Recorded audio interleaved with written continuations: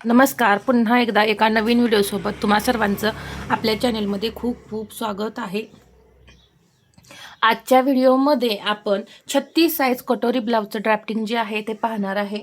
पहा 34 साईजपर्यंत आपण ड्राफ्टिंग जे आहे ते पाहिलेलं आहे. तर आज आपण 36 साईज पाहूया. उंची घ्यायची आहे. सर्वात पहिल्यांदा उंची आहे या ब्लाउजची 14 इंच. तर सर्वसाधारणपणे पहा तुम्ही 14 इंच उंची 36 साईजमध्ये घ्यायची आहे. जर एखादी लेडीज किंवा म्हणजे कस्टमर जर हाईटला कमी असेल तर 13.5 इंचापर्यंत घेऊ शकता. जास्त उंची तुम्ही कमी घेऊ नका, नाहीतर ब्लाऊजचे शोल्डर पुढे येण्याचा चान्सेस असतो किंवा ब्लाऊज पहा वरून खालून जो आहे तो असा वरती चढतो. हा प्रॉब्लेम तुम्हाला येऊ शकतो. त्यासाठी पहा ब्लाऊजची हाईट जी आहे ती एकदम परफेक्ट घेणं गरजेचं आहे. इथे उंची झाल्यानंतर आपण शोल्डर घेऊया. सर्वसाधारणपणे मी इथं शोल्डर घेणार आहे 5.5 इंच. इथेही मी 5.5 इंच घेतलेला आहे. तर पहा तुमचा गळा किती डीप आहे त्यानुसार तुम्हाला इथं शोल्डर जे आहे ते कमी करायचं आहे. आता इथे मी 10 इंचचा गळा घेणार आहे म्हणून मी 5.5 इंच शोल्डर घेतलेला आहे. परंतु तुम्ही जर 12 इंच 11 इंच गळा घेत असाल तर यामधून तुम्ही पाऊ ते अर्धा इंच शोल्डर जे आहे ते मायनस करायचं आहे. हे पॉईंट तुम्ही लक्षात घ्या. 10 इंचाचे गळे झाल्यानंतर मी प्रिन्सेस कट ब्लाऊज जेव्हा ड्राफ्टिंग सुरू करेन त्यावेळेस तुम्हाला मी कसा बदल करायचा असतो 11 आणि 12 इंचाच्या गळ्यामध्ये हे सुद्धा शिकवणार आहे.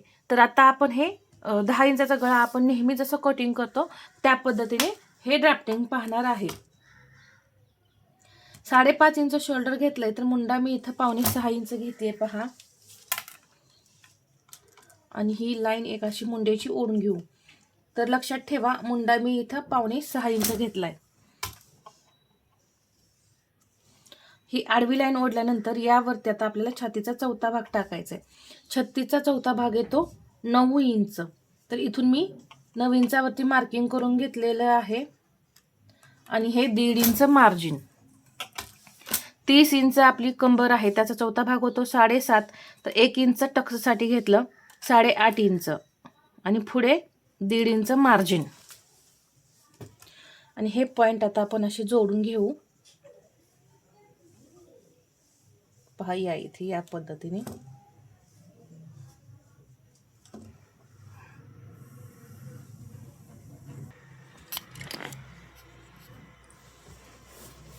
इथे आता आपण बॅक पार्टच्या मुंड्याला आकार देऊया.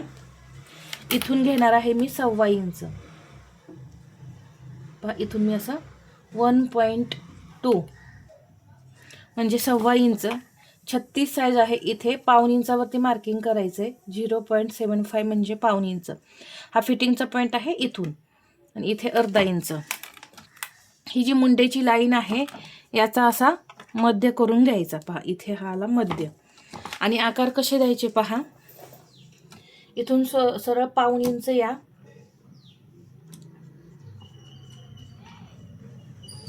आणि या पद्धतीने हा बॅक पार्ट आपला तयार झालेला आहे. इथे आपल्याला घ्यायची आहे गळ्याची रुंदी. इथे मी 2 ते 2.25 इंच गळ्याची रुंदी घेणार आहे. इथे तुम्हाला शोल्डर किती हवं आहे यावरती सुद्धा तुम्ही गळ्याची रुंदी ठरवू शकता किंवा डायरेक्ट 2.25 इंच गळ्याची रुंदी घेतली तरी सुद्धा चालेल. इथे मी 1.5 इंचावरती पॉईंट दिला पुढील मुंड्याला आकार देण्यासाठी. आता इथे मी पाठीमागचा गळा काही ड्रॉ करणार नाही. तुम्ही इथे पाठीमागचा आणि पुढचा भाग सेम कटिंग करायचा आहे आणि नंतर गळा ड्रॉ केला तरी सुद्धा चालेल. डायरेक्ट ब्लाउज पीसवरती सुद्धा गळा ड्रॉ केला तरी सुद्धा चालतो. पहा इथे पुढच्या मुंड्याला आकार देण्यासाठी मी 1.5 इंचावरती पॉईंट घेऊन इथे या पद्धतीने मी मुंड्याला आकार दिलेले आहेत. पहा 2.25 इंच आपण गळ्याची रुंदी घेतलेलीच आहे. आता पुढचा गळा आहे 6.5 इंचावरती मी मार्किंग करून घेतलं. इथे घेतलेलं आहे 2.5 आणि एक असा बॉक्स तयार करून घेऊ आपण.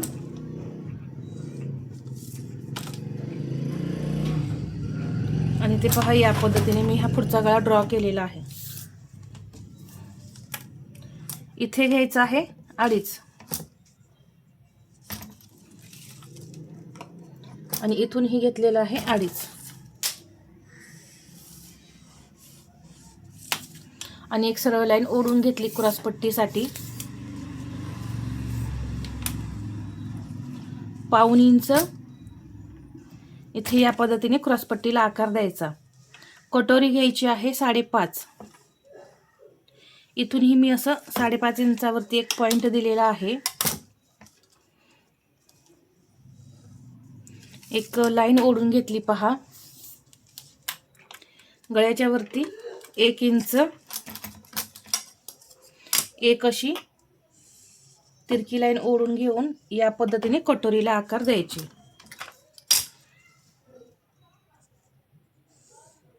पहा या पद्धतीने. तर फ्रंट पार्ट आणि बॅक पार्ट मी इथं तुम्हाला कंप्लीट दाखवलेलं आहे. या व्हिडिओमध्ये मी तुम्हाला बाही कटिंग सुद्धा दाखवेन. तर हे ड्राफ्टिंग समजलंच असेल. कटोरी इथं आपण 5.5 इंच घेतलेली आहे. शोल्डर घेतलेला आहे 5.5. मुंडा घेतलेला आहे 5.25. गळ्याची रुंदी घेतलेली आहे 2.25 इंच. पाठीमागील मुंडा 2.25 इंचावरती आणि फ्रंट मुंडा 1/2 इंचावरती घेतलेला आहे. इथं हा 1/2 इंचावरती पॉईंट घेतला. इथे नेहमीप्रमाणे अर्धा इंच डाऊन केलेलं आहे. क्रॉसपट्टीसाठी इथं 2.5 इंच घेतलेला आहे आणि हा आकार देण्यासाठी घेतलेला आहे 1/2 इंच. इथे गळ्याजवळ 1 इंच वरती जायचं. पुढचा गळा 6 आहे. 6.5 इंचावरती मी हा पॉईंट दिलेला आहे.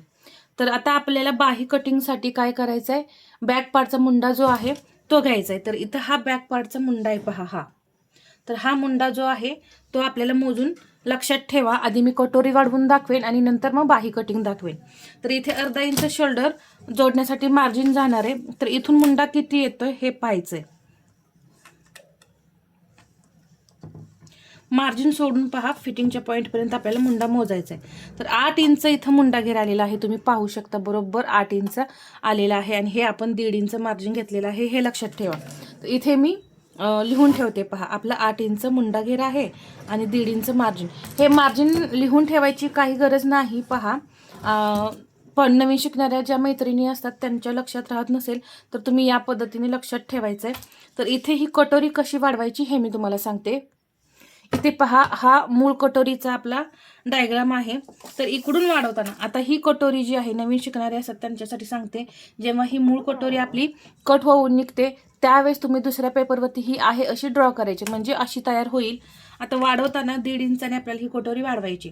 तर इकडे मी 1.5 इंच घेतलं. इकडेही मी 1.5 इंच घेतलेलं आहे. इथे अर्धा इंच. इथे मी 1/2 इंच घेणार आहे.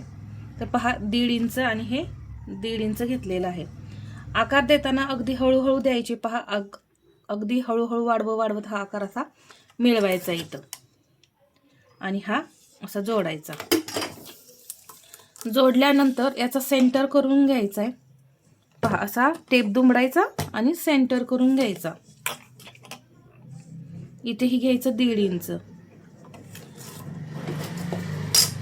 आणि हे जोडून घ्यायचं. इथे आपण 1.5 इंचाने वाढवलेला आहे. तर टक्स घेताना 1.25 इंच घ्यायचा. 1.25 इकडून ही 1.25. तर पहा इथे आपली कटोरी किती होती 5.5 इंच होती. तर पहा इकडे मार्जिन हे शिल्लक राहत आहे त्याचा सेंटर करून पहा या पद्धतीने बरोबर मार्जिन दोन्हीकडे शिल्लक राहते म्हणजे 1.25 इंच आपला टक्स जो घेतलेला आहे तो बरोबर आहे. आणि इथे मी 3 इंच टक्सची उंची घेणार आहे 36 साईजमध्ये. तर या पद्धतीने ही मूळ कटोरीपासून आपण वाढीव कटोरी तयार केलेली आहे. आता बाहीचं कटिंग पाहूया. तर मुंडा घेर आपण पाहिलेला आहे 8 इंच आहे हे लक्षात ठेवा. सर्वात पहिल्यांदा आपल्याला बाहीची उंची घ्यायची. पहा 5 इंचाची बाही, 4 इंचाची बाही, 4.5 इंचाची बाही, 6 इंचाची बाही सुद्धा मागील व्हिडिओमध्ये आपण पाहिलेली आहे. तर आज आपण 7 इंचाची बाही पाहू. म्हणजे पहा तुम्हाला वेगवेगळ्या उंचीच्या सुद्धा बाह्या कटिंग होऊन जातात इथे. तर 8 इंचावरती मी मार्किंग केलं 1 इंच मार्जिन प्लस करून. इथूनही मी असं 8 इंचावरती उंचीचं मार्किंग करून घेतलं. इथे आता कॅप हाईट घ्यायची आहे 3.5 इंच. पहा इथे मी अशी 3.5 इंच कॅप हाईट घेतली. एक लाईन ओढून घेतली. आता जो 8 इंच मुंडा घेर आपला आलेला तो इथून असा पहा टाकायचा आहे, असा तिरका टेप ठेवायचा आणि ते मार्जिन घ्यायचं आहे, मार्किंग करून घ्यायचं आहे तो पॉईंट 8 इंचावरती. इथे या पद्धतीने. आता या लाईनचे आपल्याला समसमान 4 भाग करायचे. सेंटर केला, 2 भाग तयार झाले. परत हा एक भाग आहे, याचा असा सेंटर केला. परत हा जो एक भाग आहे याचा परत असा सेंटर करायचा. समसमान 4 भाग तयार होतात. इथे अर्धा इंच, इथे अर्धा इंच, इथे अर्धा इंच. इथून घ्यायचं आहे 1 इंच. आणि आकार देताना पहा या पद्धतीने. हा झाला आपला बाहीचा आतला आकार. इथे पाव इंचावरती, इथे 1 पाव इंचावरती पॉईंट देऊन हे आकार जे आहेत ते या पद्धतीने जोडून घ्यायचे. पहा 5.5 दंडघेर घेतलेला आहे, 1.5 इंच मार्जिन आणि इथेही 1.5 इंच मार्जिन. जसं मी मगाशी सांगितलं की मार्जिन लक्षात ठेवा त्या पद्धतीने. आणि इथे हे पहा या पद्धतीने डाऊन करायचं आहे. तर इथे मी 36 साईजचं बाही कोटिंगसुद्धा तुम्हाला दाखवलेलं आहे. तर हा व्हिडिओ तुम्हाला कसा वाटला हे मला कमेंटमध्ये सांगा. आणि व्हिडिओ आवडला असेल तर लाईक करा, शेअर करा, सबस्क्राईब करायला विसरू नका. धन्यवाद.